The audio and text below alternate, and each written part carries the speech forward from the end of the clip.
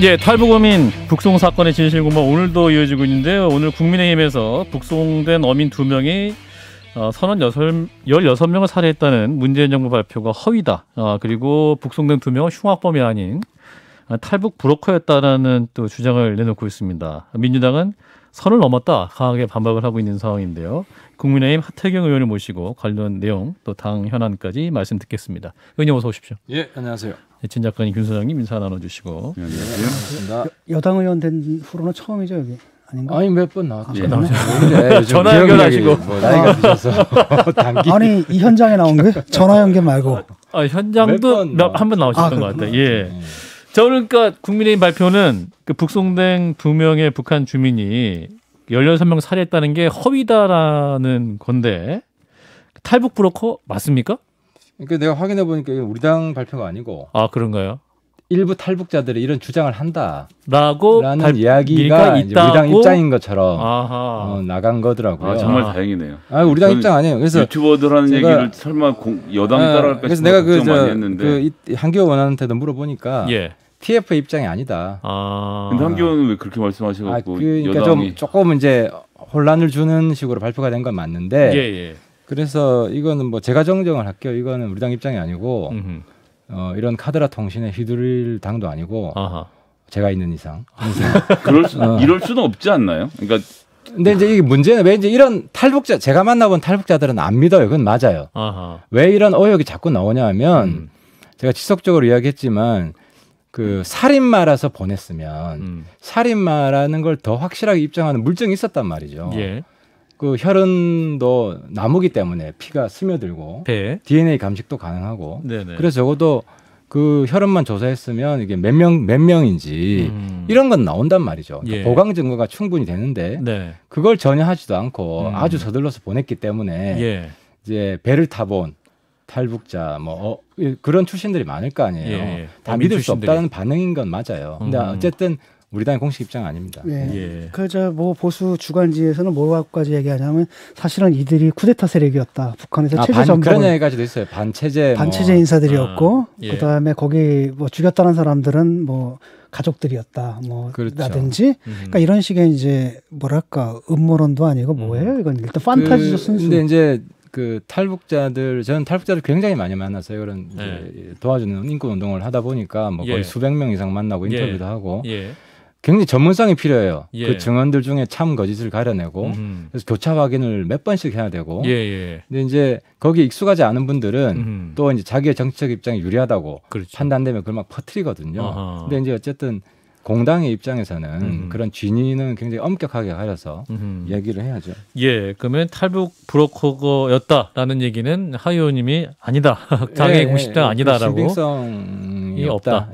그렇게 정리를 해주셨습니다. 근데 이제 의원님께서는 이제 계속 주장하시고 계시는 것이 이제 만약 살해를 했다면 배에 혈흔이 있을 것이고 DNA 분석을 통해서 이제 어떠한 유죄 입증이 가능하다는 입장이신데 윤건영 민주당 의원 같은 경우는 이게 DNA 데이터를 확보할 수 있지만 북한이 또 이게 DNA 누가 누군지에 대해서는 북한이 갖고 있기 때문에 이걸 국내법상 처벌이 가능하겠냐? 그것도 자료 확보 어떻게 하냐 이렇게 반박하고 있습니다. 이게 이제 두 가지가 있는데 누구를 죽은 사람이 누구냐라는 거는 모르죠. DNA 봐도 모르죠. 하지만 그러니까 본인들이 죽였다고 주장을 하면 몇 명인지 정도는 나온다는 거지. 몇 사람의 DNA가 있다. 그렇죠. 배 그러니까 안에. 이런 재판에서 보강 증거가 충분히 되는 것이고. 그리고 이제 이 자꾸 이제 활보한다. 그러니까 쟁점이 여러 가지가 있는데 대한민국 국민들의 안전을 위해서 보내야 된다라고 하잖아요. 근데 제가 볼 때는 이 사람들 저도 이제 변호사한테 물어봤어요. 유죄 받을 가능성이 있어요. 왜냐하면 한 사람이 아니라 두 사람이고 서로 교차 증언이 있고 또 물증까지 보강 증거까지 있으면 충분히 유죄 받을 수 있고 또 무죄가 될 수도 있잖아요. 그럴 경우에는 그 사람들을 감시 보호하는 탈북자들 현행 제도가 있어요. 그래서 함부로 막 못 다니게 하는 제도가 있기 때문에 대한민국이 그렇게 국민 안전에 허술한 나라가 아니고. 근데 제일 큰 문제는 이 북송 때문에 우리 대한민국이 문명 국가로서의 국격이 추락했다. 지금 유엔이나 전 세계 인권 단체에서 항의가 빗발치거든요. 그 왜 그러냐면 그 단체들은 딱 한 가지 왜 고문 방지 협약을 위반했냐 대한민국이 고문 방지 협약 가맹국인데 예. 북한에 가면 고문의 총살에 화형에 심지어 참수까지 예. 그러니까 즉결 처형을 당하잖아요. 그러니까 아무리 흉악범이라도 범죄자라도 최소한의 공정한 사법 절차를 받을 권리 정도는 있다는 거죠. 근데 북한에 보내는 건 뻔하잖아요. 근데 문명 국가로서는 적어도 그래서는 안 된다. 예. 이게 전부 다 비판의 요지예요. 그러면 그 5일 정도 있다가 이제 북송이 된 건데 저 충분한 검토 기간이 필요했는데 너무 빨리 보냈다. 그렇죠. 그리고 본인한테 자기 방어권이 있어야 돼요. 예. 예를 들어서 외국인이라고 하더라도 네. 그 정부가 출국 결정을 하잖아요. 예. 그러면은 법원에 이의 제기할 수 있는 권리를 줍니다. 예. 그래서 변호사를 살 수도 있고. 근데 이 사람들은 인간으로서의 아무런 권한도 그 사진 영상에서 봤잖아요. 가기 예. 싫다는 거예요. 원래 자진해서 이제 북한으로 가는 사람들은 수령님 만사 이러고 가요. 그리고 마지막에 물어봐요. 진짜로 북한에 가고 싶습니까? 예. 그리고 본인 의사가 아니면 예. 보내면 안 되는 거예요. 그리고 그런 결정을 하더라도 법원에서 한 번 더 예. 재심을 할 수 있는 권리를 줘야 되는 거예요. 예. 근데 그런 권리를 전혀 안 주고 국민도 사실 모르게 보내려고 그랬잖아요. 모르게 보내려고 그랬는데 문자가 들통이 나가지고 사건이 알려진 거지. 문자가 들통이 안 났으면 그냥 아무도 모르고 그냥 넘어간 거예요. 근데 어제 이제 민주당 TF에서는 이제 통일부를 항의 방문했습니다. 장차관을 만나기도 하고. 근데 민주당 얘기는 3년 만에 이제 통일부가 입장을 어떻게 뒤집었냐 이 과정을 보니까 추방된 두 사람의 합동신문 결과 보고서나 이 진술서나 자백서를 현 통일부 장관이 비롯해서 다 한 명도 보지 않고 판단을 번복했다.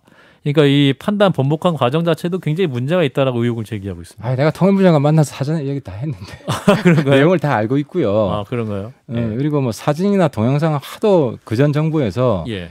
그러니까 그전 정부가 거짓말하는 게 여러 가지가 있어요. 어떤 게 가장 대표적인 대표적인 거짓말이 귀순의 일관성 진정성이 없었다. 귀순 의사에 대해서. 예. 예. 근데 귀순의 일관되게 귀순하려고 했어요.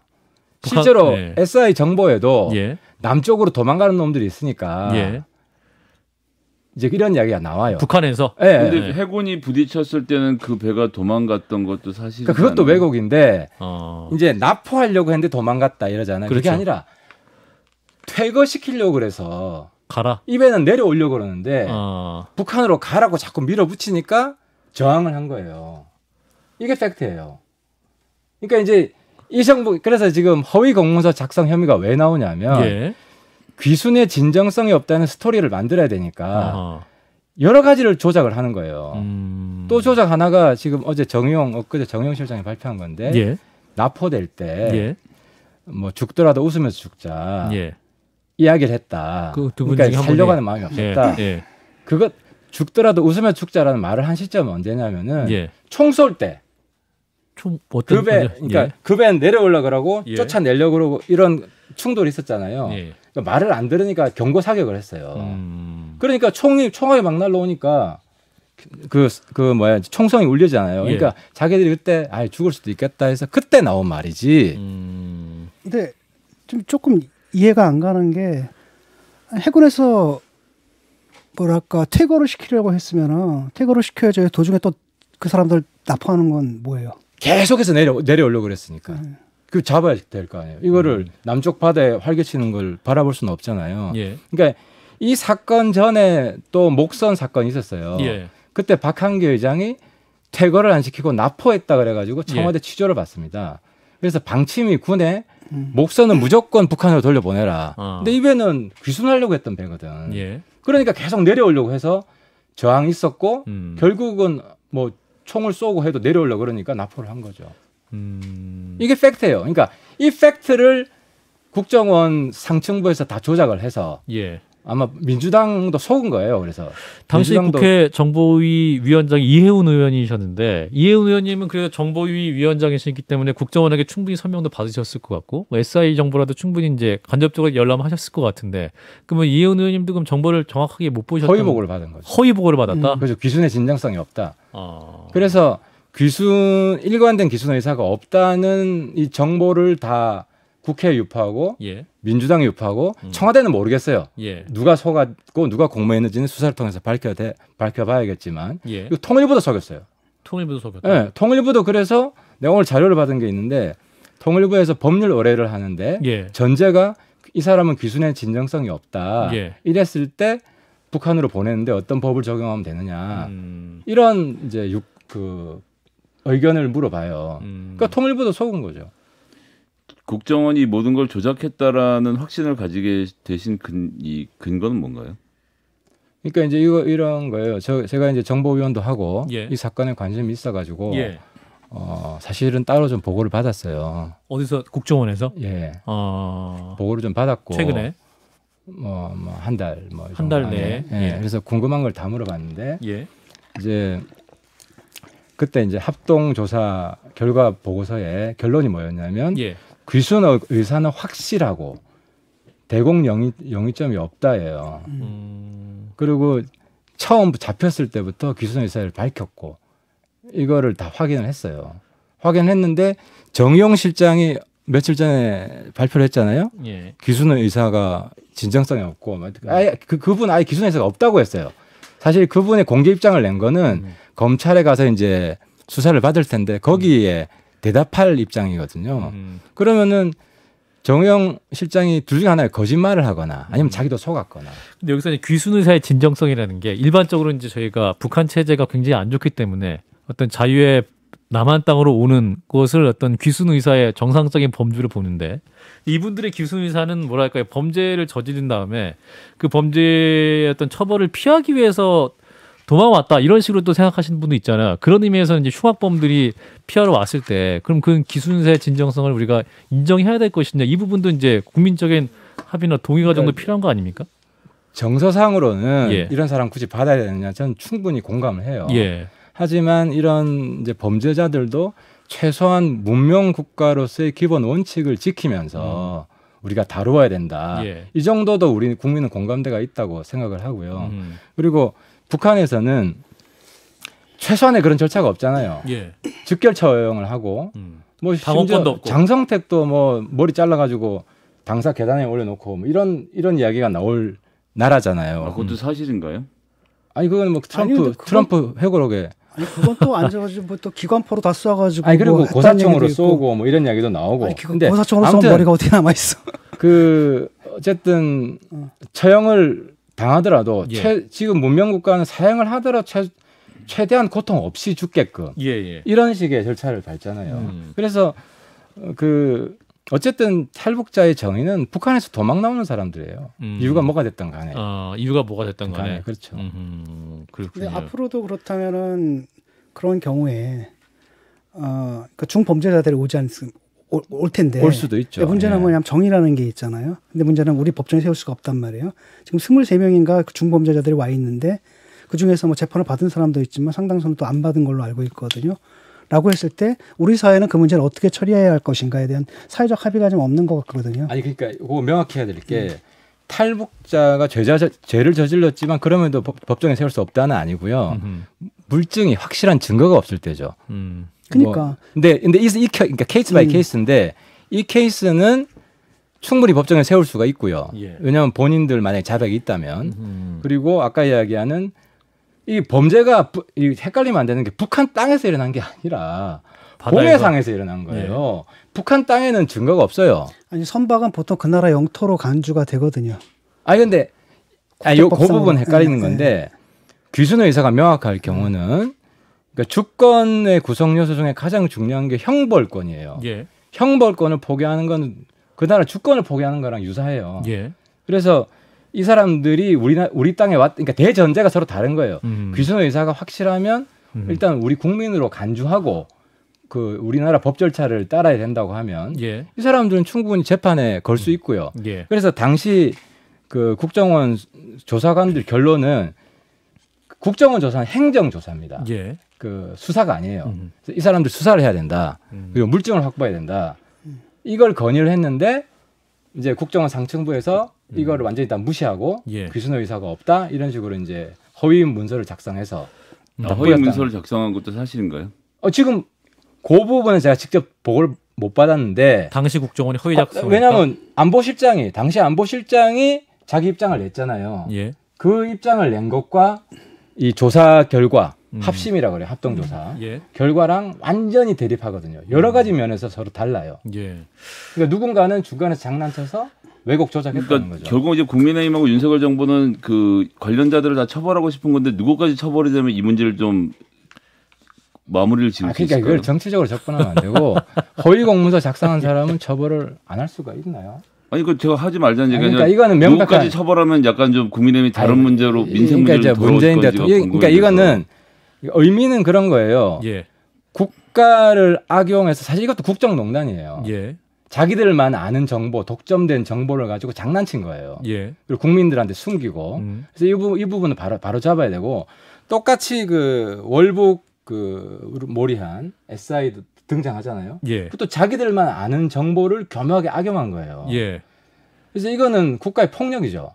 사실상 국가가 불의에 악용된 것이고. 근데 이제 국민들 입장에서는 굉장히 이제 민생이 힘들고 경제가 어렵지 않습니까? 근데 이제 여당이 어떤 관련해서 이제 일반 국민들 입장에서 이게 왜 이렇게 정말 이게 중요한 문제인가? 무엇 때문에 이렇게 국민의힘이 당력을 집중해서 진실 규명을 하고자 하고 무엇을 드러내고자 하시는 건지 아까 방금 말씀하셨습니다. 그러니까 그 귀순의 진정성이라는 거 있지 않습니까? 그건 사람마다 판단이 다를 수가 있고요. 그 다음에 앞으로 그런 중범죄를 짚고 넘어오는 사람들을 우리나라에서 재판이 사실 힘들지 않습니까? 모든 증거가 거기 있기 때문에 이랬을 때 우리 사회는 그들을 어떻게 처리할 것인가?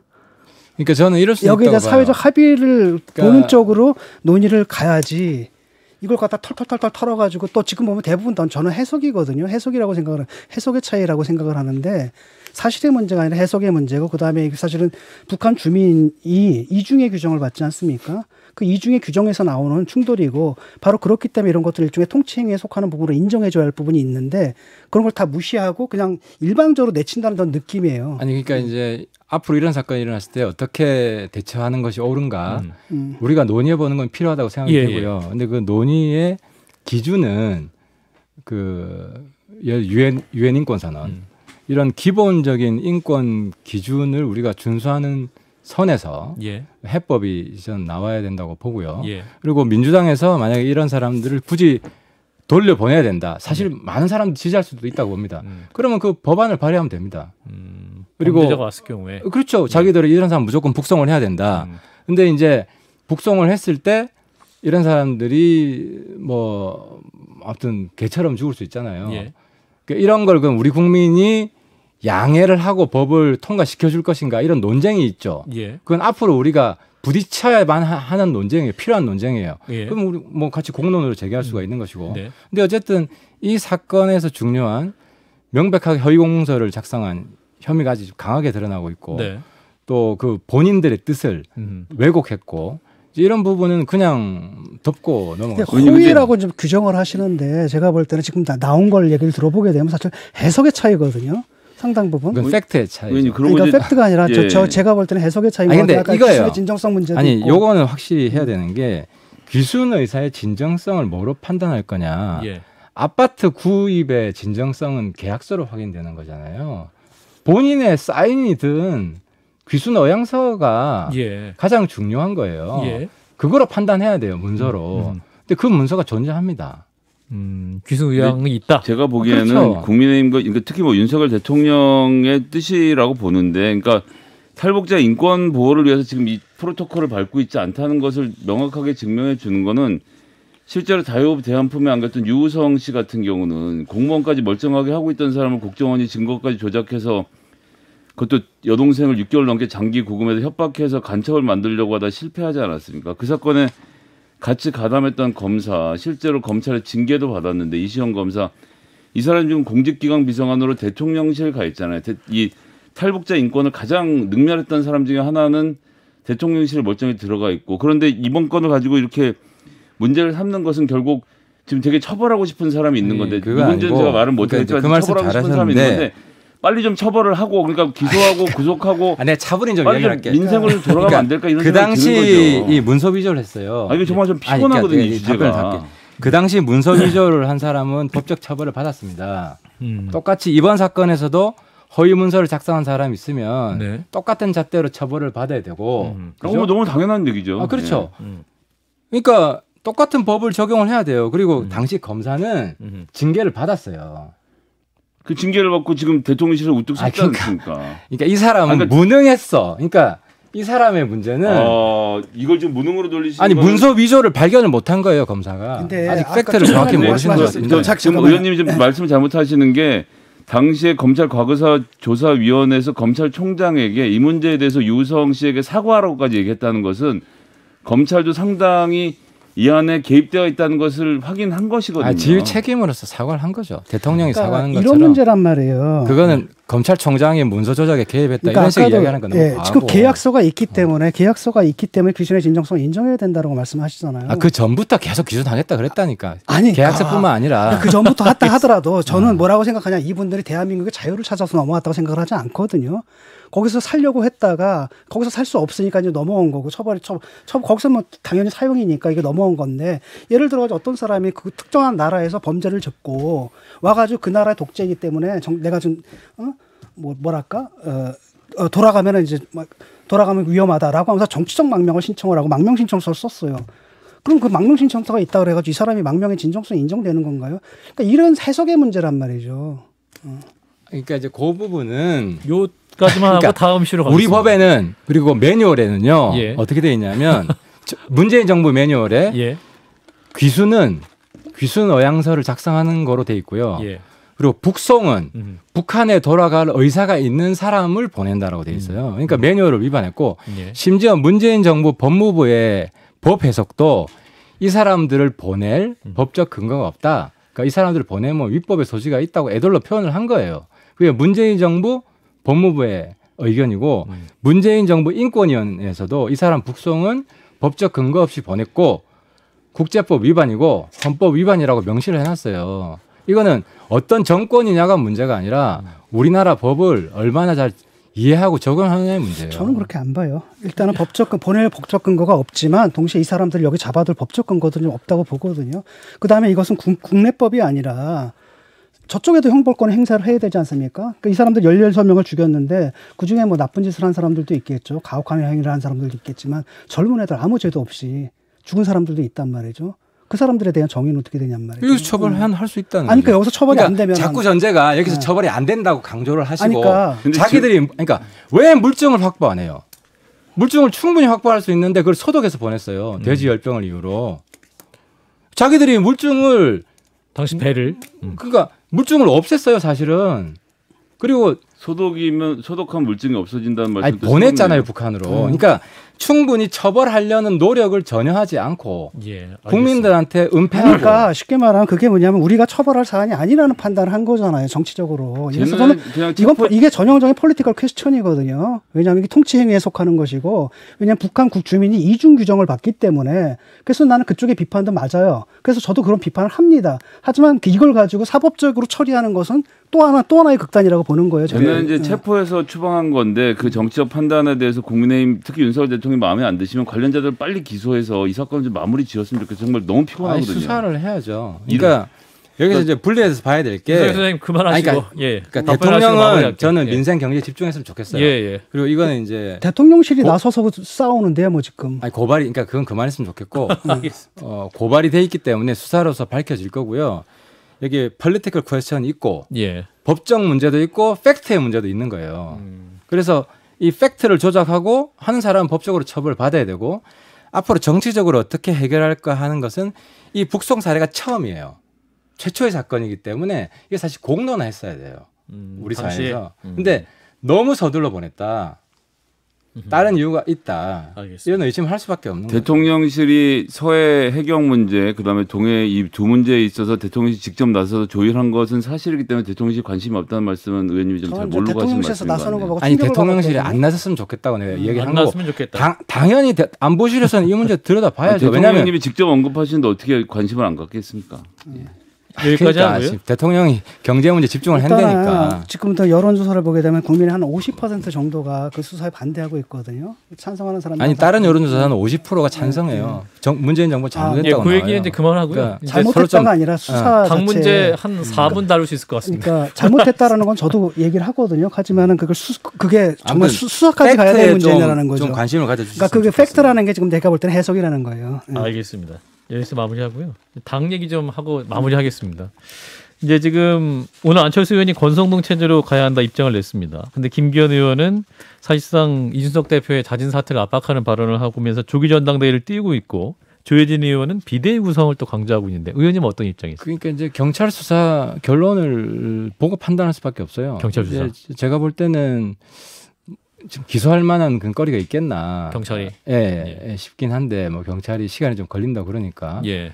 그래서 이제 우리 당 내에서는 경찰 수사 결론이 나오기 전까지는 권성동 체제로 간다고 이미 끝난 사안이고. 예. 끝난 사안이고 이제 계속 조기 전당대회 외치는 분들은 경찰에서 뭐가 나오지 않겠나 기대하는 거. 이런 기대와 미련이 좀 있는 거죠. 그래서 뭐 지금 예단할 수 있는 문제는 아니고요. 또 뭐 지금 우리나라 경찰이 뭐 누구 말 듣는 것도 아니고 또 증거도 없이 뭐 근거도 없이 뭐 기소하진 않을 거예요. 그러면 경찰이 굉장히 또 공격을 받을 것이기 때문에 어떤 수사 결론은 전 봐야 될 것 같아요. 그렇군요. 그래서 지금 최근 이제 조기 전대 뭐 비대위 얘기 나오는 게 권성동 흔들리는 해석도 나오고 있고 최근에 또 권성동 원내대표가 굉장히 실언을 또 많이 해가지고. 야, 근데 오늘 원내대표 연설 끝내주더라고요. 저 충격받았거든요. 아직도 21세기 이런 언어가 나온다는 사실이 저는 쇼킹했거든요. 이분 당 이끌어도 되나? 예, 의원님 오늘 어떻게 보셨어요?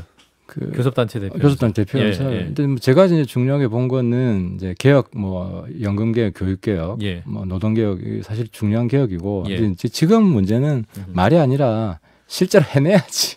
해내는 걸 보여드리고 또 뭐 물가도 사실은 외부 요인 때문에 쉽지는 않지만 국민들한테 좀 희망을 줄 수 있는.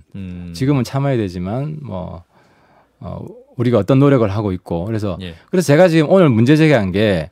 여론을 대통령실이 주도를 해야 되는데 그럼 어젠다를 설정을 해야 되고 근데 지금 도어 스태핑이 저는 굉장히 이 대통령실이 주도하는데 방해가 되고 있다. 왜냐하면 질문에 대한 답변이라서 이건 끌려가는 거거든요.